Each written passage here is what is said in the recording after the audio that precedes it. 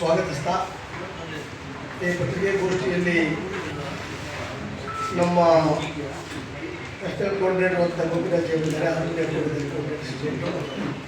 Mohan ರಾಜ್ಯವರು ASS ಅಧ್ಯಕ್ಷರು ಮತ್ತು RPI ಅಧ್ಯಕ್ಷರು ಮತ್ತು ಈ ಕುಟುಂಬಕ್ಕೆ ಸಂಬಂಧಪಟ್ಟಂಥ ಹೈಕೋರ್ಟಿನ ಅಡ್ವೊಕೇಟ್ ಜೀವರಾಜು ಮುರಿಯಾಗಿದ್ದಾರೆ ಮತ್ತು ಅವರ ಹೆಂಡತಿ ಮಕ್ಕಳು ಕೂಡ ಇಲ್ಲಿ ಭಾಗವಹಿಸಿದ್ದಾರೆ.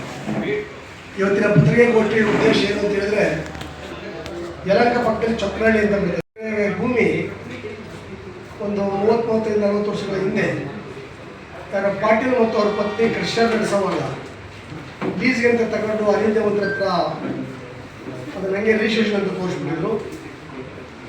ಅವ್ರಿಗೆ ಗೊತ್ತಾದ ಮೇಲೆ ಇವರ ತಂದೆಯವರಾದಂಥ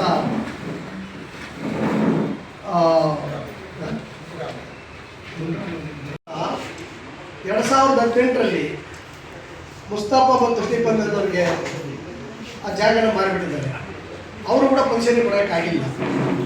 ಮತ್ತು ಇವತ್ತು ಕೂಡ ಕೇಸ್ ಮುಗಿಯೋವರೆಗೂ ಕೂಡ ಬೈರ್ತಿಗೆ ನೋಡಪ್ಪ, ಜಾಗ ನಾನು ತಗೊಂಡಿದ್ದೀನಿ, ದುಡ್ಡು ಹಾಕಿದ್ದೀನಿ, ನಾವೇನು ಸ್ವಲ್ಪ ದುಡ್ಡು ಕೊಡ್ತೀವಿ ಅಂತ ನಿಮ್ಮಿಂದ ಖಾಲಿ ಮಾಡಿಕೊಡ್ಬೇಕು, ಇಲ್ಲಾಂದರೆ ನಿಮಗೆ ಭಾಳ ತೊಂದರೆ ಆಗ್ತದೆ, ಸರ್ಕಾರ ನಮ್ಮದೇ ಇದೆ ಅಂತ ಹೇಳ್ಬಿಟ್ಟು ಅವ್ರಿಗೆ ಬೆದರಿಕೆ ಹಾಕಿದಿಂದ ಕಳಿಸಿದ್ದಾರೆ.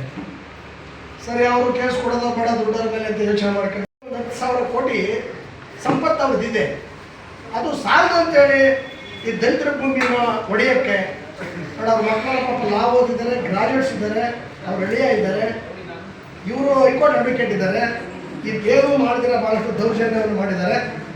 ಅದರಿಂದ ನಾವು ಆ ಪೊಲೀಸ್ ಇನ್ಸ್ಪೆಕ್ಟ್ರು ಮತ್ತು ACPಯನ್ನು ಅಮಾನತು ಮಾಡಬೇಕು ಅಂತ ನಾವು ಒತ್ತಾಯ ಮಾಡ್ತೀವಿ.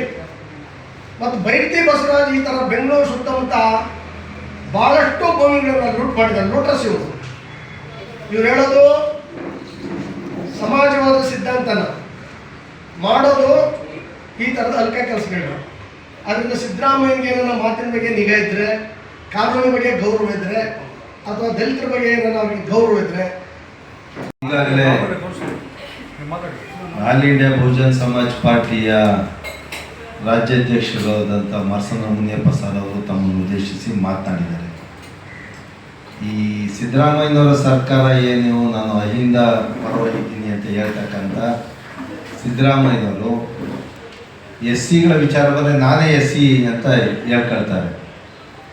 ಇವರ 2 ವರ್ಷ ಆಗ್ತಾ ಇದೆ. ಮೇ 20ಕ್ಕೆ ಅವರು ಈ ಸೆಕೆಂಡ್ ಟರ್ಮಲ್ಲಿ ಅಧಿಕಾರಕ್ಕೆ ಬಂದು ನಿಜವಾಗ್ಲೂ ಇವರು ಬಡವರ ಪರವಾಗಿ, ದುರ್ಬಲ ವರ್ಗಗಳ ಪರವಾಗಿ ಇದ್ದಾರ ಅಂತ ಹೇಳಿದ್ರೆ ನಾನು ಹೇಳ್ತಾ ಇದ್ದೀನಿ, ಇವರು ಅವ್ರ ಪರವಾಗಿಲ್ಲ ಅಂತ. ಒಂದೇ ಒಂದು ಉದಾಹರಣೆ ಏನಂದರೆ, ಪರಿಶಿಷ್ಟ ಜಾತಿ ಮತ್ತು ಪರಿಶಿಷ್ಟ ವರ್ಗಗಳ ಹಿತಾಸಕ್ತಿಯನ್ನು ಕಾಪಾಡಬೇಕು.